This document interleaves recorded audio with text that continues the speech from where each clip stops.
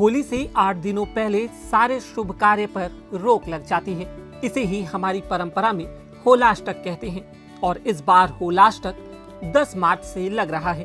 फाल्गुन शुक्ल अष्टमी तिथि तड़के सुबह 2:56 से लग जाएगी। होलिका दहन 17 मार्च को किया जाएगा और होलाष्टक का अंत भी इसी दिन के साथ से हो जाएगा। मान्यता है कि होलाष्टक में किए गए शुभ कार्यों का पूर्ण फल प्राप्त नहीं होता है। होली का त्योहार 18 मार्च को मनाया जाएगा। होली के 8 दिन पहले ही होलाष्टक शुरू हो जाता है, जो होलिका दहन तक चलता है।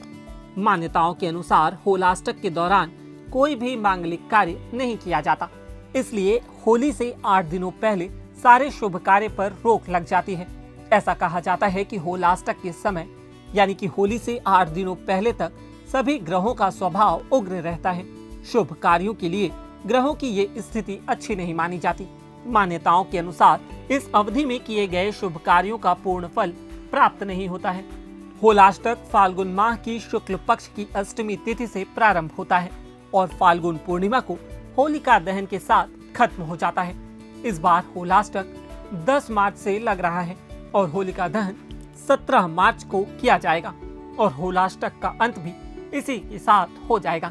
हिंदू मान्यताओं के अनुसार अगर कोई व्यक्ति होलाष्टक के दौरान कोई मांगलिक कार्य करता है तो उसे कई तरह की दिक्कतों का सामना भी करना पड़ता है। इतना ही नहीं, व्यक्ति के जीवन में कलह, बीमारी और अकाल मृत्यु का साया भी मंडराने लगता है। इसीलिए होलाष्टक के समय को शुभ नहीं माना जाता। दरअसल में पौराणिक कथा के अनुसार हिरण्यकश्यप ने 7 दिनों तक अपने पुत्र प्रहलाद को बहुत यातनाएं दी थी। 8वें दिन हिरण्यकश्यप की बहन ने अपनी गोद में बिठाकर प्रहलाद को भस्म करने की कोशिश की। हालांकि भगवान विष्णु की कृपा से प्रहलाद का बाल भी बांका नहीं हुआ और तभी से होलाष्टक मनाने की परंपरा की शुरुआत भी हुई।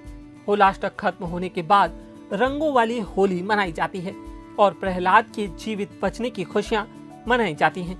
इसके बाद से ही सारे मांगलिक कार्य शुरू हो जाते हैं। होलाष्टक को लेकर एक अन्य पौराणिक कथा भी प्रचलित है। कहा जाता है कि होलाष्टक के दिन ही भगवान शिव ने कामदेव को भस्म कर दिया था।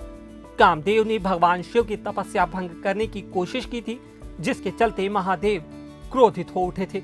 इसी दौरान उन्होंने अपने तीसरे नेत्र से कामदेवता को भस्म कर दिया। हालांकि कामदेव ने गलत इरादे से भगवान शिव की तपस्या भंग नहीं की थी। कामदेव की मृत्यु के बारे में पता चलते ही पूरा देवलोक शोक में डूब गया।